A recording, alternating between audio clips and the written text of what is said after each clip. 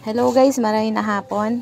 Ang ngunyan nga ni po, pasiring na naman po ako ngunyan duman sa harong ni Ate Rigit. Kundi na mahapit po ako digdi, taigwa po akong pigkatagbo igtingon niya. Nasa roman pong vlogger na namuyaman pong magpaabot na tabang para po sa pamilya ni Ate Rigit. Dawa nga ni po mauran-uran, nagtuyo pa po talaga sinda igdi sa Lagunoy para magpaabot ng tabang po sa pamilya ni Ate Rigit. Hali pa nga ni po sinda sa Banwaan ng Tigaon. Kasubag nga ni da po, pakahiling niya po kang post ko, da po siya nagauntok, tanahirak man da nga ni po talaga siya sa pamilya. Kaya nga ni po, nagdayo po sinda digdi para magpaabot man po ng tabang.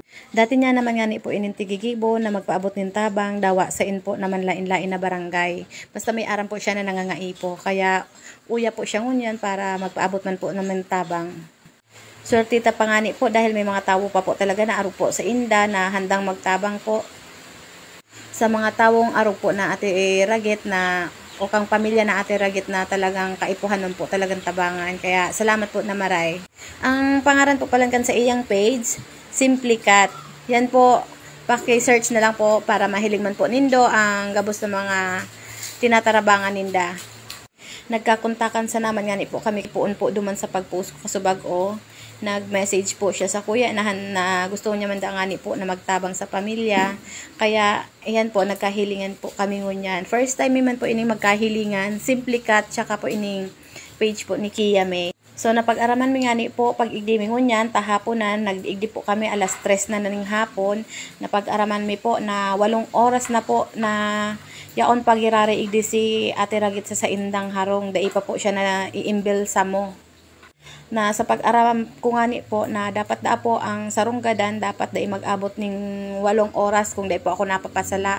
Tapag nakalampas da po yan na nga po nagkakaigwa na po ning parong na pwedeng makaapekto pa po sa indang mga aki tsaka sa mga pagtaraning po na harong. Kundi dahil nga ni po sa may paman pong sapat na budget para magkaigwa ning sa diring kahon.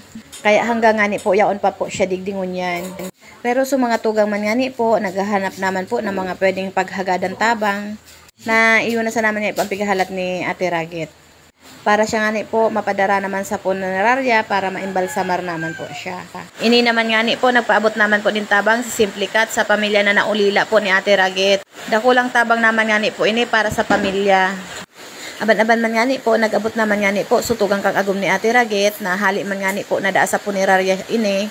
Para makiulay man da nga ni po duman na kung pwede da po na dawa di ikit da lang nga ni po munang sa indang ida down ta sa kadahilanan nga ni po na kulang man talaga po sa pinansyal. Uni na nga ni po tigukuan na po ang sa iyang labi digdi sa laukan sa Indang Harong para idara na nga ni po sa punerarya. Na pag-urulayan nga ni po kan mga magturugang na pakahalid po sa punerarya, duman na da po ididiretso sa harong kang tugang ni Ate Rigit. Yaon man da po duman ang kadaklan. Ta kung idida nga ni po buburulon sa Indang Harong, daida po ninda aram kumparan uhon da po ninda dahil sa sitwasyon nga ni po digdikan sa Indang Harong.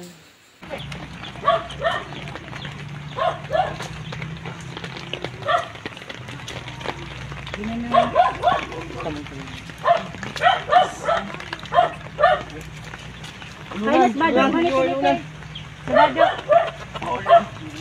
Diyan ang bado na, diyan ang bado.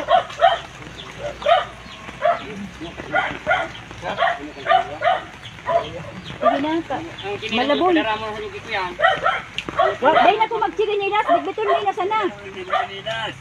Leo, bitbiton mo lang ang sinilas indong. Sige na. Salamat sana po sa labo. Pa-share na lang po kansa to yung video para mas dakol pa po ang magtabang po sa pamilya na ini. Salamat po na maray.